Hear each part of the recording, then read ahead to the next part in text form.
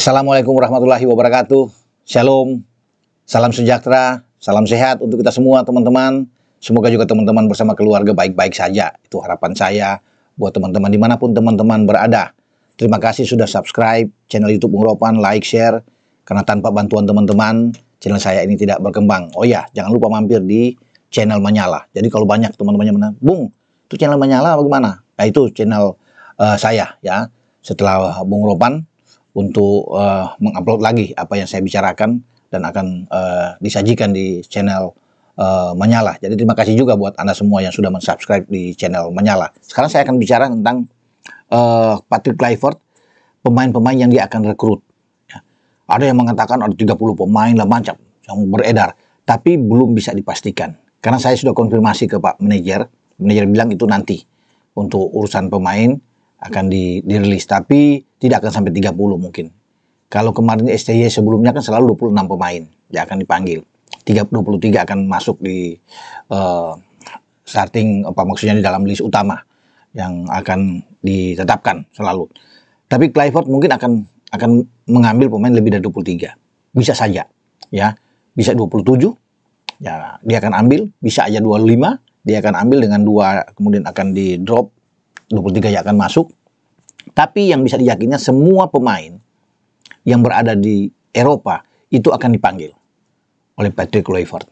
Ya, jadi kalau sekarang itu kan ada 14 pemain ya, yang bermain di Eropa yang sudah kita naturalisasi atau pemain diaspora. Sekarang sudah menjadi warga negara Indonesia. Nanti pemain ke-15 yang akan masuk. Saya tidak hitung dengan Dion Marks dan juga dengan Tim Haypens yang nantinya ya akan menjadi warga negara Indonesia setelah diambil sumpah bersama dengan Ole di London ya. Jadi Ole yang saya hitung tuh akan menjadi pemain ke-15. Nah, kehadiran Ole ini sangat penting untuk ada di garis depan ketika Ragnar Oratmangun tidak bisa bermain karena akumulasi 2 kartu kuning yang dia dapatkan sehingga absen melawan Dese Koreos yang bermain di Sydney pada tanggal 20 Maret yang akan datang. Nah, pola seperti apa? Saya sudah pernah membahas ini sebelumnya, teman-teman, tentang bagaimana apa yang akan dilakukan oleh Patrick Kluivert. Tapi tentunya dia akan berkolaborasi dengan penglihatan pemantauan dari Alex Pastoor, ya, yang sudah tentunya lebih paham dalam meracik, melihat komposisi Indonesia yang akan disodorkan ke Kluivert. Termasuk ada Dani Lansat di sana. Ada juga Gerard van den Berg. Tapi Alex Pastoor ini yang akan menjadi penentu untuk bisa melihat, berdiskusi, inilah pemain-pemain yang terbaik. Setelah dia melihat di beberapa video tentunya penampilan pemain-pemain Indonesia. Ditambah dengan terakhir bagaimana pemain-pemain kita, terutama yang bermain di Liga 1, apakah ada yang bagus, berkualitas, cocok untuk sesuai dengan keinginan dari Patrick Kluivert. Karena Patrick Kluivert kita tahu bersama kan berjalan terus. Melihat beberapa pertandingan yang ada. Ya, jadi itu menjadi modal bagus tentunya buat dia untuk bisa mengambil pemain-pemainnya dari Liga 1. Tetapi semua harus punya kualitas yang baik untuk bisa main di starting 11-nya. Ini persaingan sangat kuat. Tapi yang kembali saya bilang, sudah pasti dipastikan kalau bermain dengan pola attacking football yang diinginkan oleh Patrick Kluivert. Teman-teman, dia akan bermain dengan 4-3-3 atau 3-5-2 atau 4-2-3-1. Itu 3 pola yang saya pikir akan dia pakai. Ya, dengan lebih banyak bermain memegang bola seperti yang diinginkan oleh Kluivert, kita harus pegang bola banyak, harus ada penguasaan bola yang bagus. Ini memungkinkan kita untuk bisa menciptakan peluang dan ada gol di sana ketika kita menguasai bola dengan baik. Tidak mudah memang, sulit, apalagi kalau kita tandang menghadapi Australia. Australia juga tim yang bagus, berkualitas. Tapi Kluivert mungkin percaya dengan kemampuan pemain-pemain kita. Dia akan naruh, bisa saja dia akan pakai 11-11-nya itu pemain yang bermain di luar kita, di Eropa. Bisa saja. Ataupun paling tidak, hanya ada 1 pemain kita yang bermain di Liga 1 yang akan dipakai. Rizky Ridho mungkin dia akan pakai di belakang. Mungkin saja. Ya. Sambil kita melihat kemungkinan lain dengan Marcelino yang ada. Tapi kalau dia bermain, orang kan ingin melihat, belum pernah terjadi di zaman STY pun. Belum pernah terjadi bahwa 11 pemain itulah pemain 11 yang menjadi warga negara Indonesia. Sudah menjadi pemain kita, pemain Indonesia. Ya, yang sebelumnya kan bermain di klub-klub di luar sampai saat ini. Nah, siapa mereka kalau bermain dengan semua starting 11 yang kita dapatkan dari pemain-pemain yang bermain di Eropa, di luar Indonesia? Saya pikir Martin Paes akan berdiri di bawah Misar tidak tergantikan. Udah pasti. Pemain FC Dallas ini. Kalau bermain dengan 4 back di belakang, Kevin Dix ada di kanan, Calvin Verdong ada di kiri. 2 di tengah itu adalah Jai Isya sebagai kapten dan Mes Hilgers. Ini kita bicara dengan starting 11 yang 11-nya tanpa pemain Liga 1 misalnya. Oke. Kemudian kalau bermain dengan 3 gelandang, ya, Ivar Janner, kemudian di sana ada Tom Hai. Syukur-syukur kalau cepat, dan ini kalau itu Jairo ada. Saya sih menginginkan harus cepat Gersep, tapi kan belum ada kepastian sama sekali untuk Jairo ini. Berkejaran dengan waktu untuk pengurusan dokumen. Kalau Jairo ada, dia di tengah, kita semakin kuat. Itu kalau komposisinya ada Jairo. Jadi bermain dengan 4-3-3 dulu ini. Ya. Di depan itu, ini kalau melawan Australia tanpa Ragnar, itu Ole yang pasti bermain di sana. Ada Eliano yang bisa ditampilkan ya, untuk bisa bermain. Atau kita pakai gelandang, jadi Tom bisa bergeser lebih ke depan, ada Nathan Chow masih bisa dimainkan untuk mengisi posisi ini. Jadi banyak opsi ya yang harus kita dapatkan di sini. Kalau dengan 11, jadi di depan itu mungkin cuma bisa dimainkan adalah Eliano bersama dengan Ole, dibantu dengan Tom Hai yang bisa dorong ke depan, atau memainkan lebih ke depan lagi dengan Sandy Walsh di posisi yang lebih ke depan untuk bisa bermain di posisi ini ya. Jadi menarik untuk bisa melihat kalau Sandy bermain di posisi gelandang, oke lah, masih bisa saya pikir ya dengan Tom Hai kalau nggak ada Jairo. Kalau Jairo tidak ada, berarti bisa Sandy, bisa Tom, dan bisa dengan Ivar Janner.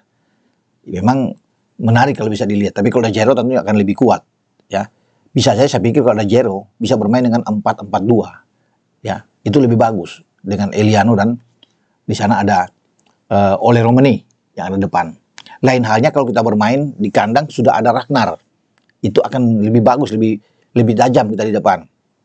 Eliano, Ragnar, dan juga dengan Ole itu akan ada di sana ya. Jadi mantap ini. Kalaupun belum ada Jairo ya tinggal dilihat siapa yang akan bermain di posisi gelandang. Justin Hubner juga sudah bisa bermain kan. Ketika melawan Bahrain bisa ada Justin Hubner yang bermain di sana bersama dengan Ivar dan juga dengan Tom Hai. Ya kecuali ada Jairo ada. Ya.